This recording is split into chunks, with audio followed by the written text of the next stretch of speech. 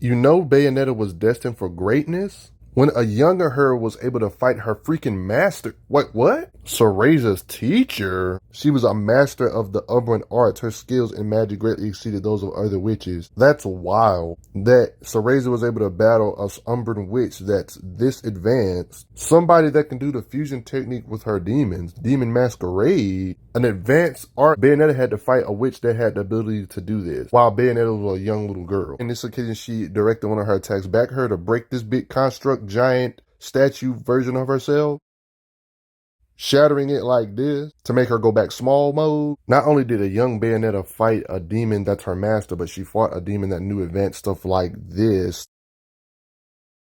Even her, when she goes into these giant forms like this, her and Cheshire miraculously overpowered her. Some people say this is an Itachi and Sasuke moment where Itachi pretty much let Sasuke win and stuff. People are trying to say Morgana let Bayonetta win. But yeah, Bayonetta did that thing at an early age. You guys already know about this story. Two clans that are not supposed to get together. Umbra Witch, Lumen Sages, Light in the Dark. Despite the rules of these two clans never being able to be romantic with one another, of course there had to be somebody that breaks the rules, and you know, that's how Bayonetta was born. This is something nobody ever talks about, but technically Bayonetta has the blood of both a sage and a witch, which could be why she's one of the mightiest witches of all time. That's why Bayonetta's father was exiled from a foreign land and her mother was put in jail. She was technically a cursed child. She grew up shunned and all that good stuff. You know about Bayonetta. But she would visit her mom in jail and stuff through time and time again. Believe it or not, some point in Bayonetta's career, she actually wasn't the ridiculously powerful witch that we know and love. There was a time she needed training from other witches that were pretty top tier while she was young, still developing her witchcraft type stuff. There were places that was even too dangerous for her at one point. Bayonetta Origins, the game revealed that hair is more versatile than people think.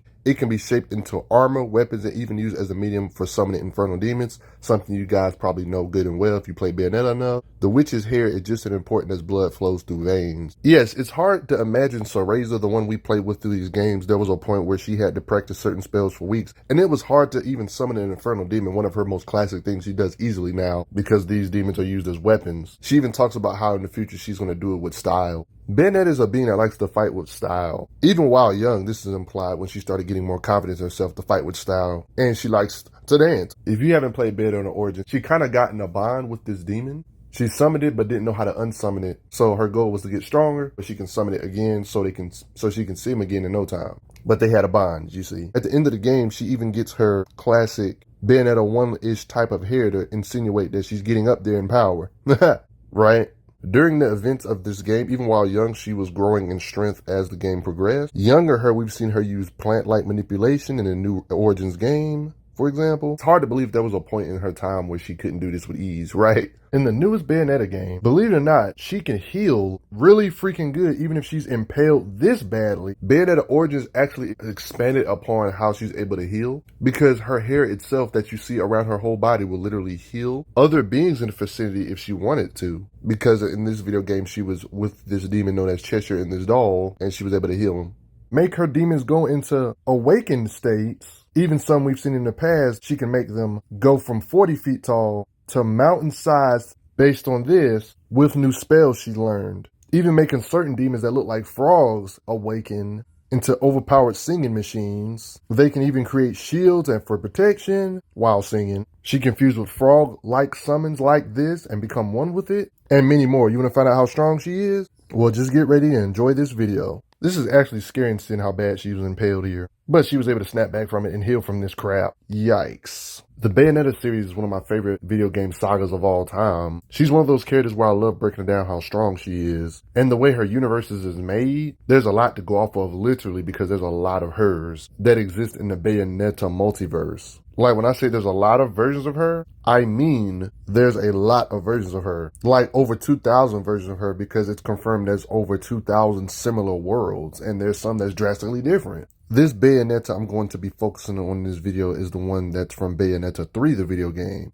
And there's actually a lot of reasons on why she's strong, but how strong is she and why is she so strong? Well, first of all, she's a master martial artist and magic powers. She's a literal gunslinger. You see her using her guns on her hands and her feet. Can use her hair as a magical conduit to literally open a portal from another dimension, to summon fish from a demon that she made a pact with to inflict more damage on the target with punches if she wishes.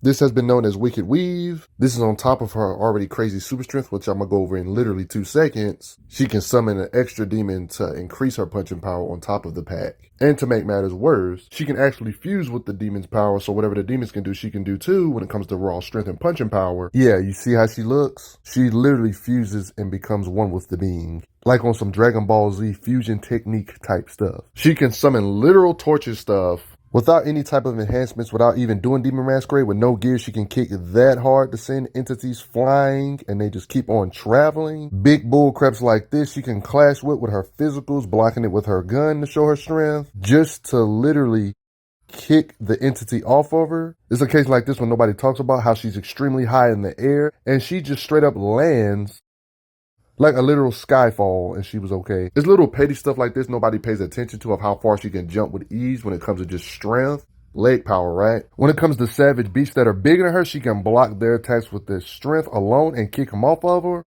There's plenty of cases of her blocking attacks from these big beasts, even withstanding being hit through the entire building by such beasts and hitting them back. Notice how in her fight she barely ever seems like she's trying, even against beings like this powerful. Yeah, kick that away. And can just straight up dangle this big being around and swing him around with raw strength and sling him out the entire building, or just kick him out the building and land on top of him afterwards, just to show how much she can withstand while trolling. Just like Lumen Sages and Umbra Witches, there's other clans like the Fairies, for example. Clans that even her former teacher known as Morgana respect for their power in Avalon Forest. Despite this, even while young, Bayonetta got strong enough with her magic, demon summoning, and everything put together to even get the edge over different beasts or different fairies, for example, like Lucan, even while young. In a Dragon Ball beam struggle type of thing.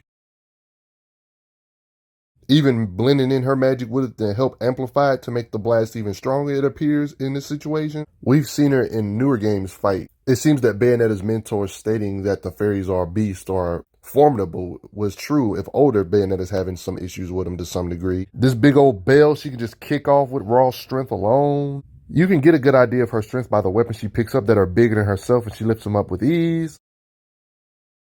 All this strength she can show, even if her demon's not necessarily protecting her, she can just do the job herself and kick them off of her or strike them with her guns if she wishes. There's implications she can improve her striking power with energy being imbued around her fist for more force, or her legs. Like in this occasion, it's clear she has some type of energy projection. Implications around her leg when she's fighting her alternate reality version of her mom to enhance her blows. This is not the only time. In this occasion, it shows energy around her attacks too, to show that she can make her strikes harder with like some type of purple glow or energy projection type stuff.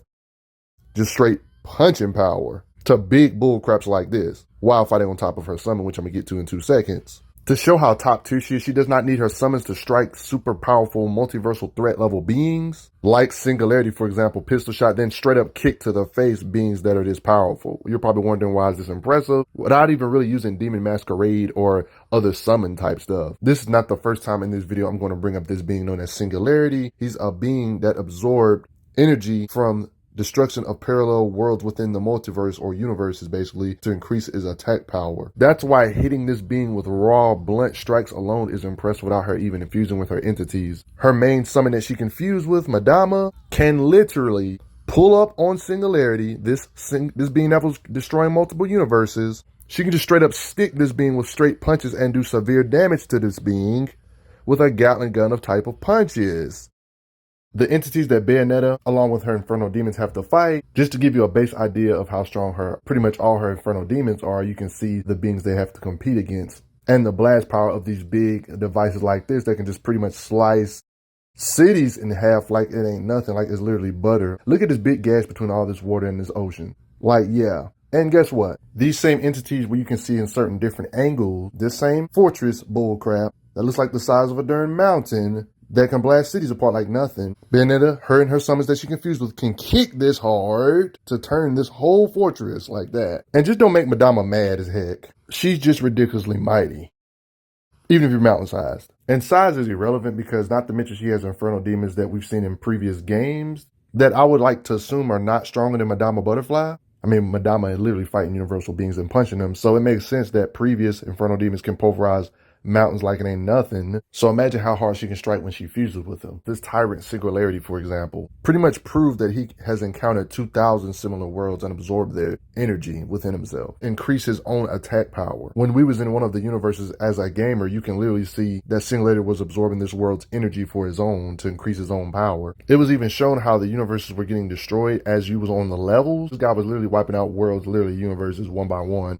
This is confirmed when Singularity is from Viola's world, went to another part of the multiverse. But of course, that world was wiped out. Like literally everything in the universe was wiped out. Singularity, along with his minions, were literally tearing through the multiverse. There's literally only a few worlds left. And based on statements like this, there were at least 2,000 worlds or universes out there that he had to absorb the energy of. The fallen angel Rodan, a being that never gets involved with anything and is pretty knowledgeable on the universes or the trinity of realities, how this universe works, was explaining, confirmed there is countless universes all stacked up together. Singularity was literally wiping those universes out one by one. According to Rodan, breaking it down, trying to fuse it together. According to Rodan, Singularity was trying to get his hands on enough power to wipe out the whole trinity. All of this with a single snap, like on some Thanos from the Avengers type stuff, bruh.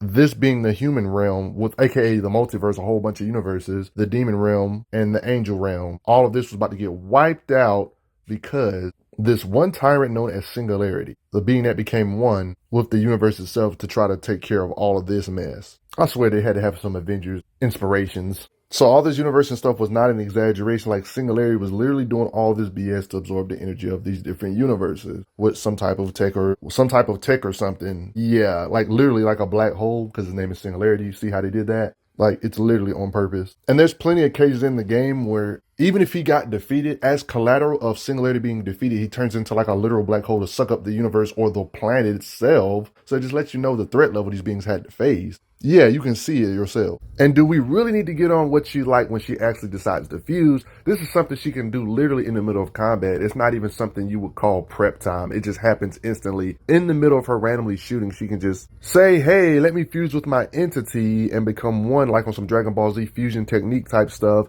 get her power and combine her raw strength with my own and do even more devastating force in a smaller humanoid type form to cause even more crazier damage.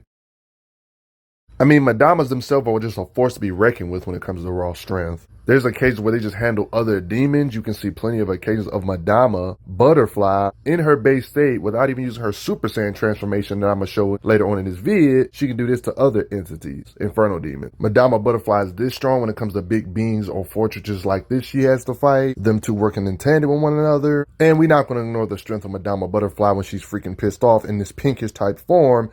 Not even her mightiest form, she can sling big entities this far with a simple throw. Yeah, I wasn't exaggerating when I said she can do this mid-combo to other entities.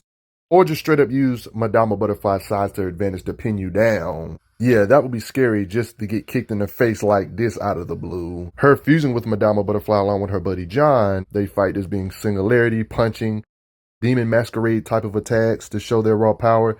Actually destroyed the corpse of one of Singularity's bodies just from the collateral of their hit. It looked like it was the moon, but it was not really the moon. We're not going to ignore she can fuse with other summons like Gamora, like her version of Godzilla, basically. She can just become one with.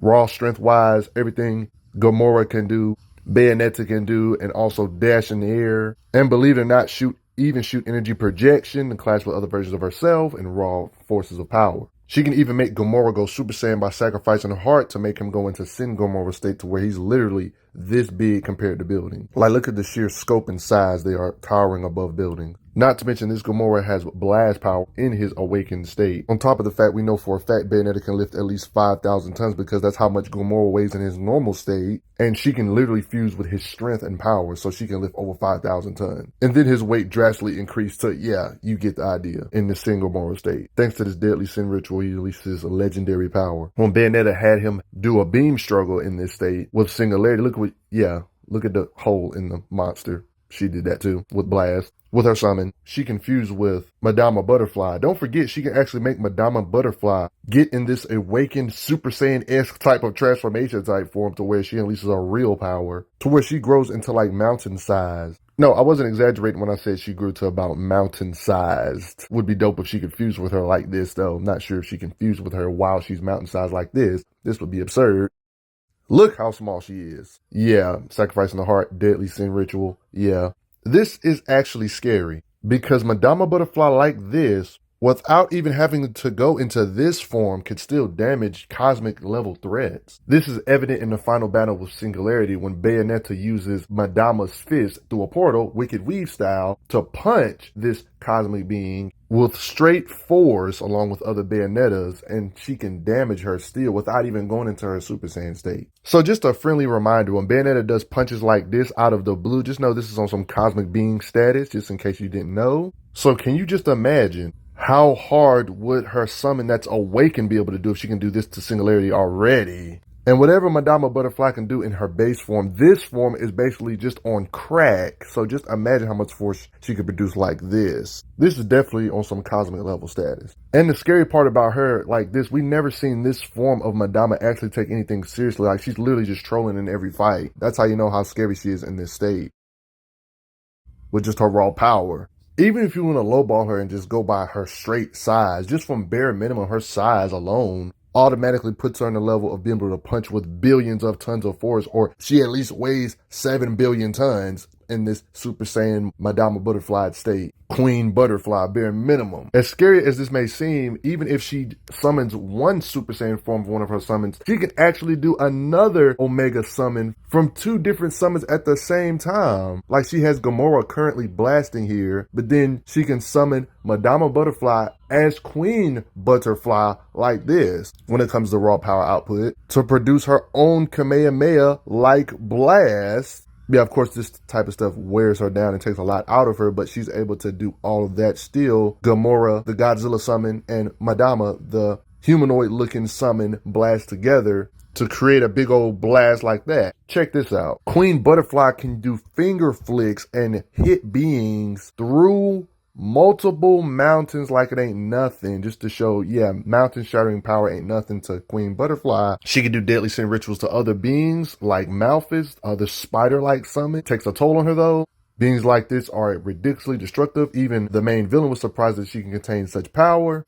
And to really give you a scope on how powerful these beings are, we're talking about some continental-sized explosions that can be seen from space on the planet. And Madama Butterfly isn't the only summon that she can fuse with, and is not the only summon that can compete with cosmic S beings. This being known as Gamora she can fuse with. Basically, her version of a Godzilla is still ridiculously mighty. In her own right, you're asking how. This being she can fuse with had like a clash with Singularity and a clash of power after Singularity was worn out, and tons of help. It lets you know how strong these normal summons, without even having to go into crazy forms, could do just with their raw energy output. To be able to blast through a form of a being like this, just like that. This form of Singularity that they did this to is considered the universe itself and can gain control over reality. And she can combine her power with this Godzilla-type demon, just to let you know how powerful these summons are, that she can become one with. These demon masquerade forms are busted. I personally think it's interesting that they can be fused with their entity and then summon a big version of this same demon's leg while they're fused like this. Like how are they currently fused with the being, but the being can still summon a big version of their own leg to stomp or some crap to add more devastating power, right? She's just broken. So if she can already damage multi-universal threads, a being that absorbed the universe's energy itself, this Madama can still damage them. Then what can this Madama do? Could this Madama be up there with the God of God tiers of the universe, like the actual top of the hierarchy food chain level characters like Rodan themselves and stuff? I guess we won't know for sure, but it's a possibility. We never seen this version of Madama struggle. We're not even going to talk about her guns. Her guns are not just no ordinary pistols you just pick up from the gun store. They're magically embedded, and they're the reason why she can kind of fuse. So you know, these guns are basically like cannons. They have enough raw blast power to one-shot defenseless Umbra witches that are, of course, trying to be killed, of course. They just let you know the blasts or beams to be able to do this to them. There's plenty of cases to show that these guns are up there with her punching power and her summons and stuff, so they're handy. Big hole. You have to respect these guns because they also were used against this being known as Singularity, this cosmic S-type being. And that part when Singularity was about to erase everything, all the Bayonettas fused into one temporarily. I wonder how powerful they was like this, but it's none of my business. Yeah, in the very instant, he was about to wipe everybody out. And then they somehow did some three-way fusion to where this beam got canceled out by their raw energy. Yes, they combined. It canceled it out of being with this level of power. So you know her guns is ridiculous. Even he's confused by it. Like, what? Believe it or not, in her younger days, she got in a conflict with this being known as Singularity as well. By awakening the left eye, she was able to help trap him along with Jean in this occasion. Singularity wasn't at full power because this is just like a remnants of him.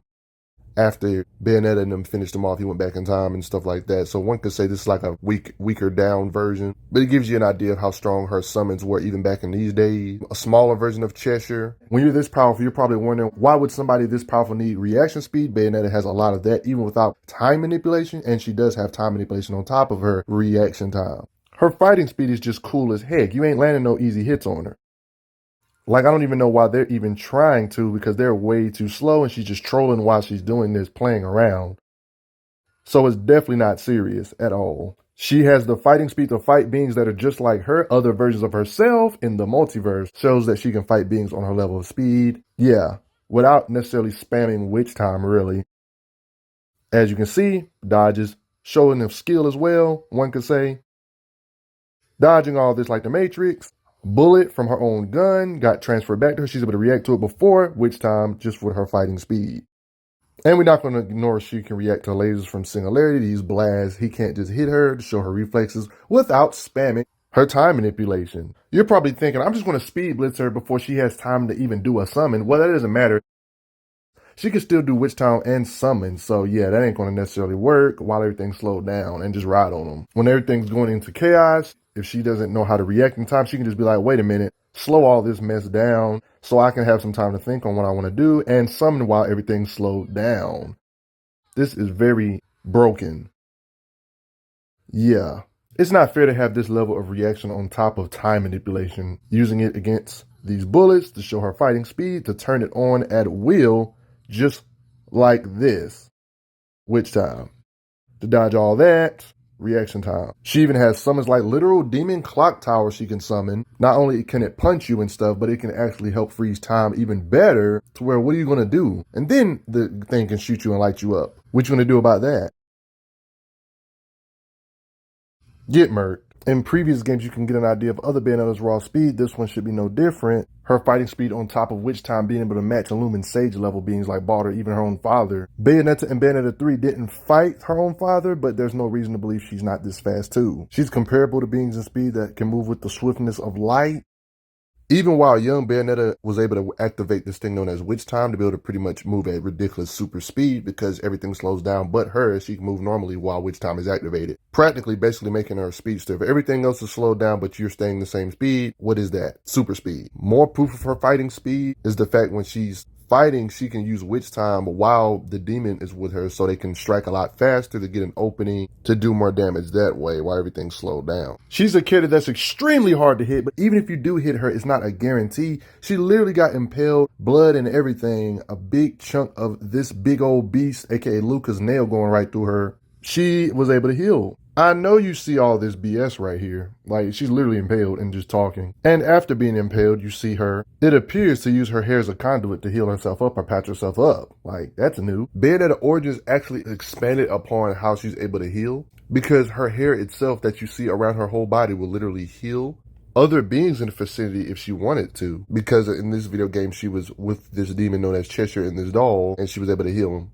I briefly mentioned that she's a fighter. She mixes in her fighting style with gunslinging, even though she's a witchy type character, on some Devil May Cry type stuff. Pistols, while doing some ballet it seems, or just some dances, just trolling, not taking these minions very seriously. It takes a certain level of being for her to actually take the fight seriously. As you can see, legs get twirled, sliding on them. She's not just her pistols, because there's times where she don't even have to really use them.